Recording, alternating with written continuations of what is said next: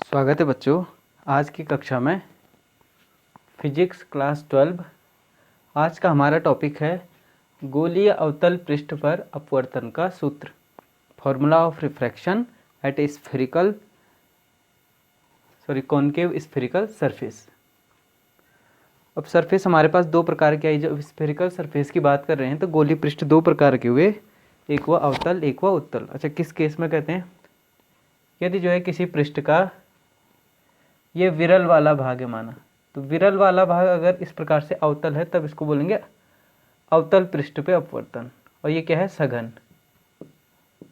और ये सघन है। तब देखो यहाँ से देखने पे ये सघन है, ये क्या है? विरल है। आप देख रहे हैं अंतर? कहना मैं क्या चाह रहा हूँ, ये वाला पृष्ठ क्या है, इसका अपवर्तनांक, इस माध्यम का अपवर्तनांक सघन है, इस माध्यम का अपवर्तनांक विरल है, और ये गोलीय पृष्ठ है। तब इसको कैसे बोलेंगे आप? उत्तल है कि अवतल है? तो उसके लिए रूल ये है कि विरल की तरफ से देखना है, पृष्ठ किस तरफ कैसे दिख रहा है। विरल माध्यम की तरफ से देखना है कि पृष्ठ कैसे दिख रहा है, तब वो उस प्रकार का माध्यम है। तो यहाँ से जब आएंगे आप प्रकाश की किरणें देखेंगे तो कैसे दिख रहा होगा? उत्तल। तो ये कैसी सरफेस हो गई? उत्तल पृष्ठ पर अपवर्तन। और ऐसे यहाँ ये विरल की तरफ से देखो इसको। अभी तो कुछ पता नहीं लग रहा ना, अभी क्या पता नहीं लग रही है उत्तल है अवतल है। लेकिन हम माध्यम देखेंगे, यहाँ पे माध्यम क्या है? विरल। रेयर है, यहाँ पे डेंस है। तो रेयर की साइड से देखना है, रेयर की साइड से लाइट रेज आएगी। तो ये क्या हो गया? रेयर की साइड से ये कॉनकेव हो गया। क्या हो गया? कॉनकेव, अवतल पृष्ठ। तो इस प्रकार से तब हम ये दिखाते हैं। क्लियर?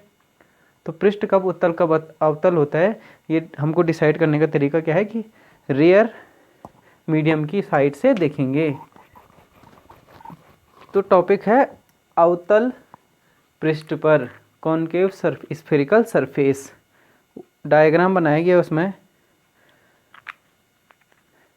एक अवतल सरफेस S1 आप देख रहे हैं, जिसमें कि कोई भी सरफेस है, ये जैसे दर्पण में हमने डिफाइन किया था वही चीज़ें यहाँ पे भी अवतल पृष्ठ है। तो यहाँ पे इसका क्या है? मध्य भाग, इसको बोला हमने ध्रुव।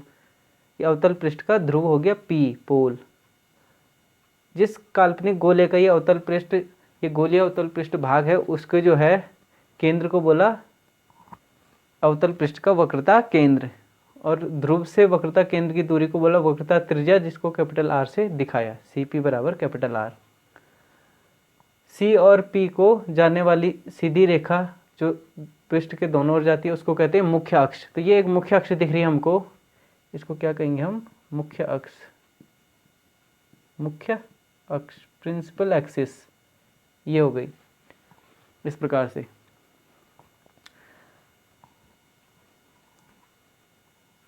अब जो है आप देखिए बिंदु, सबसे पहले इसमें आपको देखना है कि अजम्पशन क्या क्या है। एक तो कार्तीय जो चिन्हों की पद्धति वो इस्तेमाल करना है, या उसमें ये कह सकते हैं कि जो है अगर आपतित किरण की दिशा में हम चल रहे हैं तब दूरी कैसे होगी? धनात्मक, और उसके विपरीत ऋणात्मक। ऊपर वाली धन, नीचे वाली ऋण, या कार्टेशियन सिस्टम से भी हम इसको निकाल सकते हैं। फिर इसमें आते हैं एजम्पशंस, क्या क्या इसकी सीमाएं हैं। तो सबसे पहले इस प्रकार के जब डेरिवेशन है तो उसमें हमको पहला तो यही है कि जो हमने दर्पण में भी देखा कि S1 S डैश जो द्वारक है, इसका जो इसका व्यास है ये क्या है? कम है। ये क्या है? पतला है या बहुत कम है। Aperture of spherical refracting surface क्या है? स्मॉल है। S1 क्या है? वेरी स्मॉल है। तो पहला है S डैश, छोटा है, छोटा है। एक द्वारक इसका छोटा हो गया। दूसरा इसमें जो देखेंगे हम कि जो ऑब्जेक्ट है वो ऑब्जेक्ट एक बिंदु है, बिंदुवत वस्तु लेते हैं। कैसे लेते हैं? बिंदुवत वस्तु। ऑब्जेक्ट जो ली जाती है इस प्रकार के डेरिवेशन में वो बिंदुवत ली जाती है। बिंदुवत वस्तु है हमारे पास कि द्वारक छोटा है, जहाँ से प्रकाश जा रहा है या जहाँ पे अपवर्तन हो रहा है वो पृष्ठ क्या है? छोटा है, S डैश। दूसरा बिंदुवत वस्तु। तीसरा जो है इंसिडेंट और जो रिफ्रैक्टेड रेज होंगी वो प्रिंसिपल एक्सिस से छोटे एंगल बनाएंगी। एंगल क्या है? छोटे हैं, ये कोण छोटे हैं, कोण छोटे हैं। ये आपको ध्यान में रखना है कि ये तीन जो है इसमें एजम्पशन है, इनके आधार पर डेरिवेशन होगा। तो अब देखिए यहाँ पे चलते हैं फिगर में फिर से कि माना हमारे पास प्रिंसिपल एक्सिस पे रखी गई कोई बिंदुवत वस्तु ओ है, पॉइंट ओ पे, बिंदु पे कोई बिंदुवत वस्तु रखी है ओ। अब उससे देखिए प्रकाश की किरण आ रही है, तो हमको फिर से क्या करना है, इसका इमेज निकालना है। और इमेज के इसमें नियम वही हैं जो क्या होंगे, दर्पण के लिए होंगे, बस वहाँ पे परावर्तन होता है, यहाँ पे अपवर्तन होता है, ये हमको ध्यान रखना है, अपवर्तन वाले जो रूल है इमेज बनाने के। तो ओ से जो किरण आई वो पृष्ठ के जो है इस एस डैश पृष्ठ के बिंदु ए पर टकराई, बिंदु ए पे टकराई, उसका ओरिजिनल पथ ये मैंने ड्रॉ किया हुआ है, ओ ए बी डैश, ये क्या है, इस किरण का ओरिजिनल पथ। ये कब होता, जब यहाँ पे जो है ये माध्यम नहीं होता, यानी एक ही माध्यम होता जब पूरा, तब किरण क्या होती, प्रकाश की किरण सीधी निकल जाती ओ ए बी डैश में। यहाँ पे एक चीज और देखना, यहाँ पे हमने लिखा है विरल, यहाँ पे सघन माध्यम, इसका अपवर्तनांक μ1, इसका μ2 माना। तो जब हम μ1 μ2 अपवर्तनांक कह रहे हैं तो ये क्या है, निरपेक्ष अपवर्तनांक, ये क्या है, निरपेक्ष यानी निर्वात के सापेक्ष अपवर्तनांक है, एब्सोल्यूट रिफ्रैक्टिव इंडेक्स है μ1 μ2 इन माध्यमों के क्रमशः। तो अगर ये दूसरा μ2 माध्यम नहीं होता, केवल एक ही माध्यम होता μ1, तो प्रकाश किरण क्या होती, सीधा अपने ओरिजिनल मार्ग से जाती, ओ ए बी डैश इस प्रकार से जाती। लेकिन यहाँ पे उसको एक सघन माध्यम मिल गया। अब सघन माध्यम मिल गया है तो क्या होता है, अपवर्तन के नियम से प्रकाश की किरण विरल से सघन में जाने पर अविलंब की ओर झुक जाती है या मुड़ जाती है। और यहाँ पे अविलंब क्या होगा, बिंदु ए पे वक्रता केंद्र से जाने वाली ये रेखा सी एन क्या है, एक अविलंब है बिंदु ए पे, केंद्र से ना त्रिज्या, तो त्रिज्या क्या होगी, उस पे उस बिंदु पे लंब हो जाएगी। तो सी एन ये अविलंब दिखाया है। अब इस किरण ने ऐसे जाना था ए बी डैश में, ये ऐसे ने जाके कैसे जाएगी, थोड़ा सा झुक जाएगी, थोड़ा सा हम कहते इस प्रकार से गई, ये प्रकाश की किरण है ए बी। तो जो प्रकाश का अपवर्तन हुआ वो हुआ ओ ए बी दिशा में, कैसे हो गया, ओ ए बी डायरेक्शन में, क्लियर। दूसरा देखो, एक किरण बिंदु से यहाँ से आ रही, बिंदु से इस प्रकार एक किरण आ रही है ओ पी, जो कि वक्रता केंद्र से होकर जा रही है, तो ये इस बिंदु पे क्या गिरेगी, अविलंबवत गिरेगी। और अविलंबवत गिरेगी तो अपवर्तन के नियम से अविलंबवत गिरने के कारण ये जो है बिना विचलित हुए अपने मार्ग से सीधा आगे निकल जाएगी। ये क्या होगी, बिना विचलित हुए अपने मार्ग से सीधा आगे निकल गई है। तो दो किरणें हमारे पास मिली। अब ये किरण कहीं पे नहीं मिल रही वास्तव में, ये किरण यहाँ से ऐसे आई ओ ए और फिर बी तक इस प्रकार से मुड़ गई यानी आ गई, और ये किरण ओ पी दिशा में इस प्रकार से आगे निकली। ये कहीं एक दूसरे को नहीं काट रही है अपवर्तन के बाद। तब ये आगे अगर नहीं काटी तो ये डेफिनेटली क्या होगी, पीछे बढ़ाने पे काटेंगी। इसको देखो पीछे बढ़ाया इस प्रकार से, ठीक, ये माना यहाँ पे आया। अब इसको पीछे बढ़ाया इसने यहाँ पे और इस रेखा को यहाँ पे काटा, तो ये कैसा हो गया, इमेज बन गई एक, इसको क्या बोलेंगे, इमेज फॉर्मेशन। तो बिंदु ए का प्रतिबिंब बना बिंदु आई पे, और क्योंकि ये जो है इन रेखाओं को जो है पीछे बढ़ाने पे मिला, वास्तव में रेखाएं कहीं नहीं कटी, प्रकाश की किरण नहीं कटी, तो ये कैसा इमेज हो गया, आभासी प्रतिबिंब। क्या बना यहाँ पे, आभासी प्रतिबिंब बना, ये काल्पनिक प्रतिबिंब बना, आभासी प्रतिबिंब। हमारे पास जो इमेज आया वो आभासी आया, वर्चुअल आया, वर्चुअल इमेज। क्लियर हो गया। तो ये इमेज ऐसे बन गया। अब इसमें इसके ध्रुव से नापेंगे तो सी तक की दूरी होगी आर, वक्रता त्रिज्या।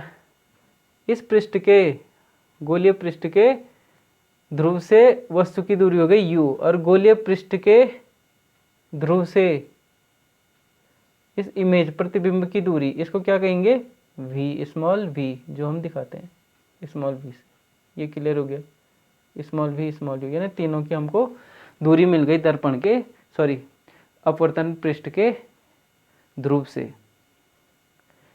तो प्रतिबिंब भी हमने यहाँ पे प्राप्त कर लिया है। बिंदु ओ वस्तु है, बिंदु आई उसका प्रतिबिंब है, और सी जो है वक्रता केंद्र है।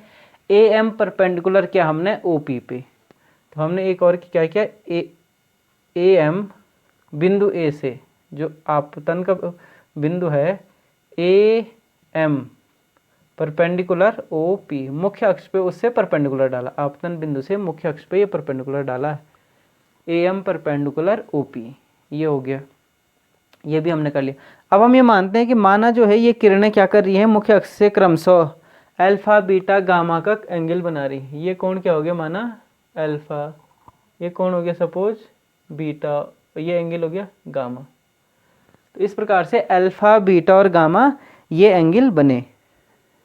इसमें तो अगर लिखना चाहें तो इसको ऐसे लिख देंगे कि एंगल ए ओ पी बराबर alpha angle A I P बराबर बीटा और एंगल ए सी पी बराबर गामा। ये अल्फा ये माना, लेट किया हमने, माना ये एंगल इस प्रकार से हैं। आभासी प्रतिबिंब बना, ये परपेंडिकुलर यहाँ डाला हमने और इस प्रकार से ये कोण हमने बता दिए हैं, इसमें डिफाइन कर दिए।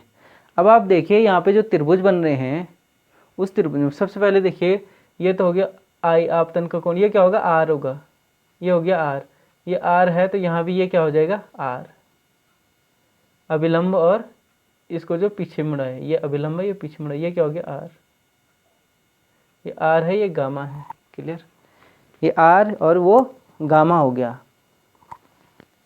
अब त्रिभुज में देखिए, त्रिभुज में हमारे पास किस प्रकार से आता है,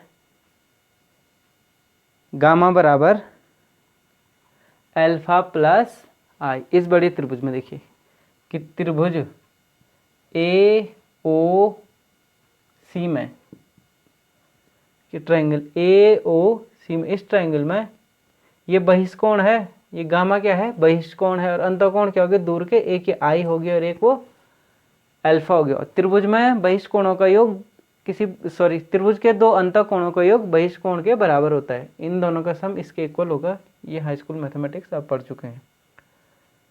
तो यहाँ पे क्या हो जाएगा हमारे पास, gamma is equal to alpha plus i. Clear, एक तो ये निकाल दिया हमने, gamma is equal to alpha plus i. यहाँ से क्या निकालना आई, दरअसल हमको यहाँ से आई अल्फा बीटा गामा और आर इनमें संबंध निकालना और आई और आर की वैल्यू इनके टर्म्स में निकालनी, और वहाँ से हमको स्नेल का नियम लगाना है। तो उसके लिए पहले आई चाहिए हमको, i is equal to gamma minus alpha. I तो हमको मिल गया, i is equal to gamma minus alpha. ऐसे हमको क्या चाहिए, आर चाहिए। अब इसी प्रकार से हमको आर चाहिए, तो आर हमको मिलेगा, फिर से देखो ट्रायंगल में, इसी ट्रायंगल में ए आई सी, ट्रायंगल छोटे ट्रायंगल ए आई सी में, ट्रायंगल ए आई सी में, इसमें ये बहिष्कोण हो गया गामा, ये बीटा और ये आर, ये दो अंतःकोण हो गए। इसमें gamma is equal to beta plus R, इसलिए आर इज इक्वल टू क्या होगा gamma minus beta. Clear, R is equal to gamma minus beta, ये भी हमारे पास आ गया। ये इक्वेशन फर्स्ट मानो, ये इक्वेशन सेकंड मानो। अब हमको आई और आर एंगल पता चल गए हैं। अब जो है स्नेल का नियम हम लगाएंगे।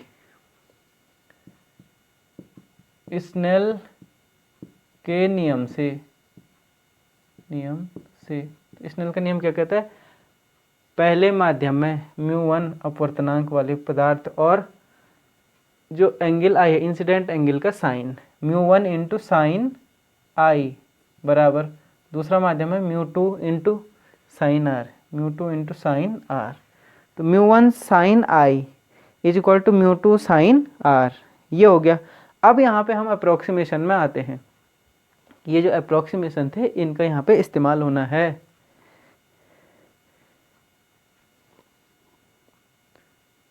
साइन आई और साइन आर, एक गोलीय पृष्ठ का व्यास क्या है छोटा है तो बिंदु ए बिंदु पी के निकट होगा। ये व्यास अगर छोटा है तो बिंदु ए बिंदु पी के निकट होगा, और जैसे ही बिंदु ए बिंदु पी के निकट होगा तो कोण क्या होंगे छोटे होंगे। देखो ये इस प्रकार से है एंगल, अगर आपको दिख रहा है ये इस प्रकार से है, ये किरण है ना, तो ये ए जो है अगर पी के निकट होगा तो ये इस प्रकार से नीचे आएगा, ये नीचे आएगा तो पूरी रे यहाँ से इस प्रकार से नीचे आएगी, तो ये एंगल क्या होगा छोटा होगा, ये एंगल क्या हो जाएगा छोटा हो जाएगा। तो यहाँ पे लिख देंगे क्योंकि जो है पृष्ठ गोलीय पृष्ठ का व्यास छोटा है, गोलीय पृष्ठ का व्यास छोटा है, इसलिए ए क्या होगा ए पी के निकट होगा, बिंदु ए बिंदु पी के निकट होगा, इसलिए कोण जो है क्या होंगे, छोटे हो जाएंगे। ए पी के निकट होगा तो कोण आई और कोण आर छोटे हो जाएंगे। कोण आई, कोण आर, कोण अल्फा, कोण बीटा, कोण गामा, ये भी छोटे होंगे सब। तो कोण आई व कोण आर छोटे होंगे, और जब कोण छोटे होते हैं तो आपको पता है, इसलिए sine I is equal to I और sine R is equal to R. Angle छोटा हो गया ना, तो sine I is equal to I और sine R is equal to R हो जाएगा। इसलिए समीकरण जो है 3 से, इसको 3 मानो। इक्वेशन 3 से, ये आप नोट कर लें प्लीज़, इसको नोट कर लें, फिर आगे चलते हैं। इक्वेशन 3 में रख देंगे इसको, मैं बिठा देता हूँ। ध्यान में रखना यहाँ पे क्या बन रहा है, वर्चुअल इमेज बन रही है। तो साइन आई बराबर आई होगा, साइन आर बराबर आर हो जाएगा, और ये हम उस इक्वेशन में रख देंगे कि μ1 sine I into μ2 sine are.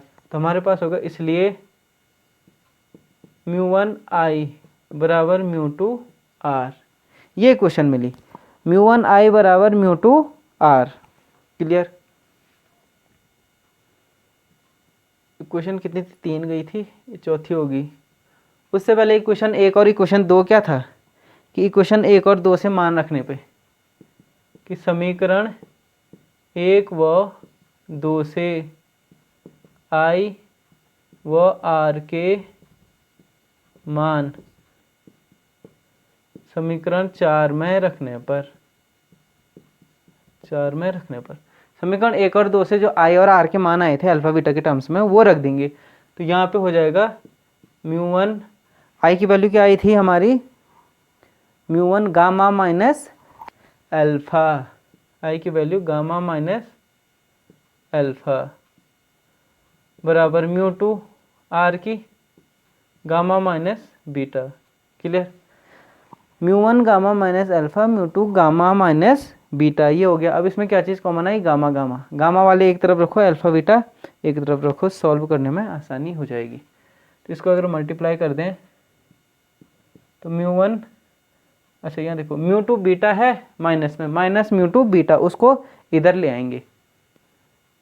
तो इसको देखो μ2 बीटा माइनस में, तो इधर आके प्लस μ2 बीटा यहाँ, अब माइनस क्या होगा μ1 अल्फा, ये एक तरफ आ गया। अब यहाँ गामा बचा, μ2 गामा, अब माइनस μ1 और ये गामा, तो μ2 माइनस μ1 कर देंगे, μ2 माइनस μ1 और इंटू गामा, क्लियर। इक्वेशन 5 ये मान के चलो। इस प्रकार से इक्वेशन बन गई है हमारे पास, फाइनल इक्वेशन यहाँ पे आई है। अब फिर से देखो अप्रोक्सीमेशन है, क्योंकि जो है द्वारक छोटा है, कोण अल्फा बीटा भी छोटे होंगे,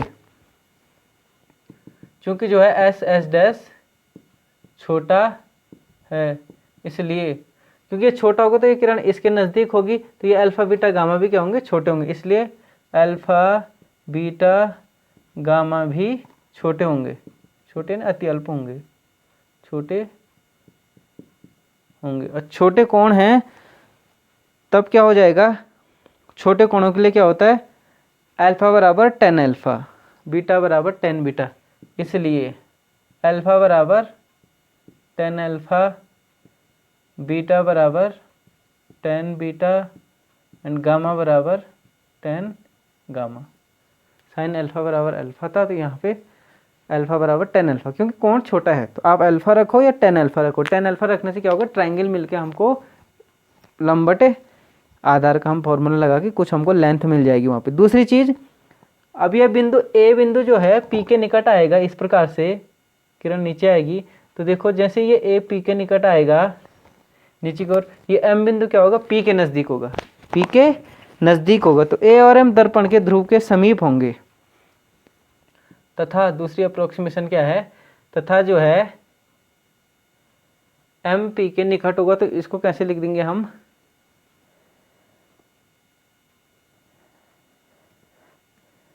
एम पी के, तथा जो है ऐसे लिख दो पहले फिलहाल, बिंदु एम बिंदु पी के निकट होगा, यानी जहाँ पे जो है m कुछ आ रहा है तो उसको p भी लग सकते हैं, m को p से भी हम प्रतिस्थापित कर सकते हैं, ये नोट कर लें। फिर अब वैल्यू निकालो तो ज़रा, अभी जगह है इसमें देखना पड़ेगा, नहीं थोड़ा सा इसको मिटा देते हैं, आप ये नोट कर लें और इसको हम मिटा देते हैं इक्वेशन में। ये हमको कहाँ रखना है, ये equation tan alpha tan beta यहाँ पे इक्वेशन में। तो इक्वेशन पहले 5 में ऐसे लिख देता हूँ मैं, देखो μ2 tan beta minus μ1 tan alpha बराबर μ2 माइनस μ1 गामा की जगह tan गामा, इक्वेशन 6। क्लियर हो गया, ये इक्वेशन बनी हमारी, इस प्रकार से इक्वेशन बनी। अब इस इक्वेशन में वैल्यू रख देंगे हम, ये मिटा देता हूँ मैं, थोड़ा सा बोर्ड सही नहीं बना, आप लोग एडजस्ट कर लें। सबसे पहले देखिए μ2 tan बीटा लगाइए यहाँ पे, tan बीटा ट्राइंगल AIM में, ट्राइंगल में समकोण ट्राइंगल लेना है, तो tan बीटा क्या हो जाएगा, AM लंब बटे आधार, AM upon MI, AM upon MI। दूसरा माइनस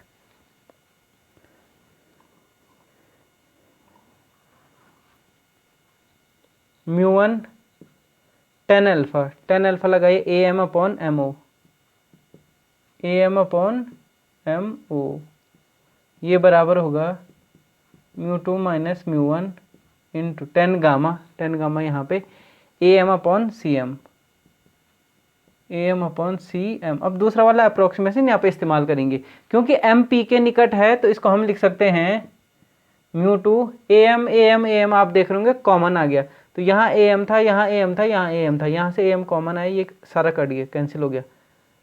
μ2 अपॉन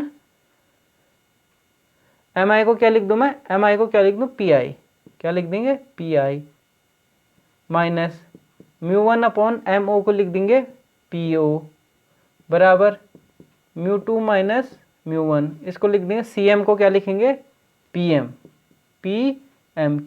क्योंकि बिंदु M बिंदु P के निकट है, अप्रोक्सीमेशन अत्यंत निकट है, इसलिए चाहे आप PM लिखो या MI लिखो, PM लिखने से यह फायदा होगा कि PM की हमको लेंथ पता है, ये इसकी लेंथ हम देख रहे हैं, पता है हमको, ठीक है। अब इसको चिन्हों के साथ रख दीजिए आप, PI कितना है, PI ये V माइनस P बाई ओर है, तो μ2 अपॉन माइनस V, PI कितना है minus V, μ2 upon minus V।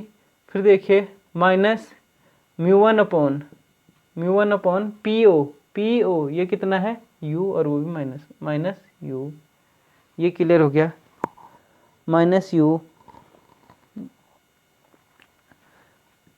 इस तरफ चलिए μ2 माइनस μ1 अपॉन PM कितना है, PM का, PM क्यों लिखा हमने, सॉरी CM था ये था CM, PC हो जाएगा, सॉरी CM या MC को क्या करेंगे, PC, तो PC कितना हो गया, R, वक्रता त्रिज्या, ये इक्वेशन आ गई है μ2 माइनस μ1 इस प्रकार से, और R भी कैसा आएगा, माइनस में, R कैसे आएगा, माइनस में, बाईं ओर है, सारे दर्पण के ध्रुव से बाईं ओर, लेफ्ट हैंड साइड, तो इसको ओरिजिन माना, तो यहाँ क्या होगा, नेगेटिव एक्स एक्सिस, तो सारी minus V minus U minus R होगी, सारी दूरियां क्या होगी, नेगेटिव हो जाएंगी, माइनस साइन सब जगह से माइनस माइनस माइनस, ये कैंसिल आउट हो गया, तो हमारे पास जो फॉर्मूला बचा है वो बचा μ2 upon V minus μ1 upon U बराबर μ2 माइनस μ1 अपॉन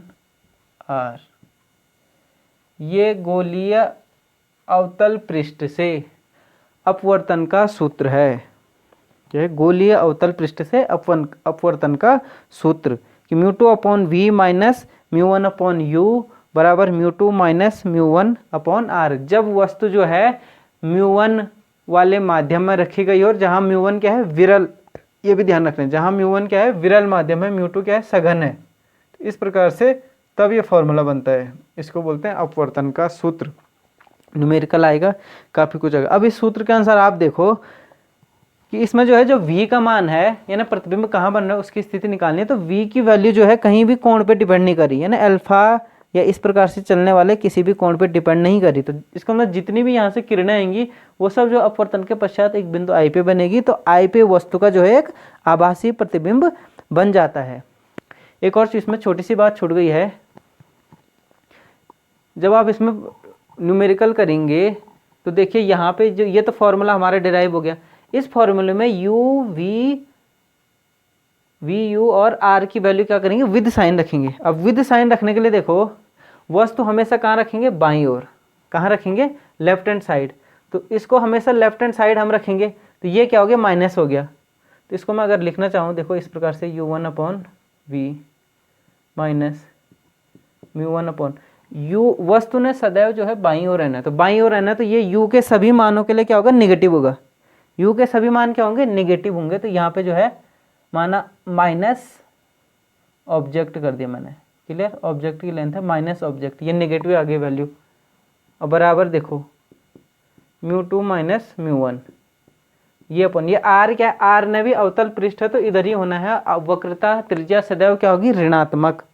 अवतल पृष्ठ के लिए वक्रता त्रिज्या सदैव क्या होगी, ऋणात्मक होती है। तो माइनस आर, माना इसकी वैल्यू माइनस आर है। तो v की वैल्यू क्या आएगी यहाँ से देखो, माइनस माइनस का प्लस, तो ये हो जाएगा μ/v बराबर μ2 माइनस μ1 अपॉन माइनस आर, माने वैल्यू है कोई भी 5 सेंटीमीटर 7 सेंटीमीटर इस प्रकार से। तो मैंने डिफरेंट ये हो गया, और ये माइनस माइनस प्लस था, प्लस इधर आके क्या हो जाएगा, माइनस हो जाएगा। माइनस μ1 अपॉन माइनस ऑब्जेक्ट, जो ऑब्जेक्ट की लेंथ है सपोज। तो इस वाले से देख रहे हैं हम, ये हमारा फॉर्मूला है डिराइव। फॉर्मूले में भी आपको पता है दर्पण और लेंस के फॉर्मूलों में जो दूरी रखनी है न्यूमेरिकल में, वो सदैव जो है विद साइन रखनी है। तो विद साइन हमने रखा तो इस प्रकार से वैल्यू आएगी। तो u की वैल्यू सदैव जो है क्या होगी, ऋणात्मक। u के सभी मानों के लिए v का मान क्या हो रहा है, नेगेटिव। देखो ये समथिंग है, नेगेटिव साइन है, यानी ये यहाँ, इसको यहाँ कर सकते हैं हम, ये नेगेटिव और ये भी नेगेटिव। तो यानी v की वैल्यू क्या आ जाएगी, हमेशा नेगेटिव। क्या आएगी, नेगेटिव हमेशा, ऑलवेज। अर्थात वस्तु की दूरी दर्पण के ध्रुव से हमेशा नेगेटिव आएगी, अर्थात प्रतिबिंब हमेशा दर्पण के ध्रुव से बाईं ओर बनेगा। अर्थात प्रतिबिंब सदैव कैसा बनेगा, काल्पनिक या पहले माध्यम में बनेगा।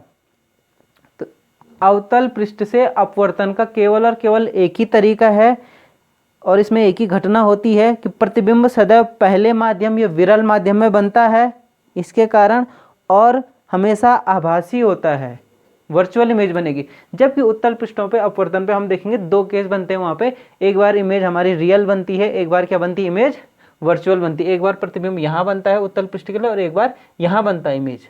अवतल पृष्ठ में इमेज केवल यहीं बनती है। तो ये क्यों, कहाँ से, फॉर्मूला से इस प्रकार से हम बता सकते हैं कि v हमेशा क्या होगा, नेगेटिव होगा। v अगर नेगेटिव हो गया तो प्रतिबिंब की दूरी हमेशा बाईं ओर आएगी, इस तरफ आएगा प्रतिबिंब, इस प्रकार से पहले माध्यम में बनेगा। तो ये हमारा डेरिवेशन था गोलीय पृष्ठ पे अपवर्तन का, उसमें भी अवतल पृष्ठ वाला हमने क्या। नेक्स्ट हम करेंगे उत्तल पृष्ठ के लिए। आशा करता हूँ ये लेक्चर आपको पसंद आया होगा। Thank you very much.